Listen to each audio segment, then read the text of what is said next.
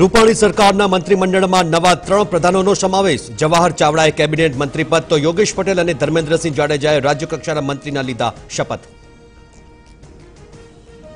મંત્રીમંડળના વિસ્તરણ બાદ નીતિન પટેલનું નિવેદન, કહ્યું એક પણ સંસદીય સચિવની નથી થઈ નિયુક્તિ, હજુ પણ થઈ શકે છે મંત્રીમંડળનું વિસ્તરણ।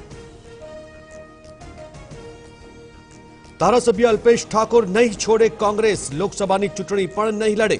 અલ્પેશે કહ્યું પહેલા હતી નારાજગી, હવે નથી। ધારાસભ્યોના પક્ષ પલટા પર ભાજપે કહ્યું આરોપ કરતા પહેલા કોંગ્રેસ સંભાળે પોતાનું કર, તો કોંગ્રેસે કહ્યું લોકસભામાં હાર દેખાતા કરે છે જોડતોડની રાજનીતિ। અમદાવાદમાં સાણંદ બોપલ હાઈવે પર જમીન મુદ્દે અથડામણ, જૂથ અથડામણમાં કરાયું ફાયરિંગ, એક વ્યક્તિ ઇજાગ્રસ્ત।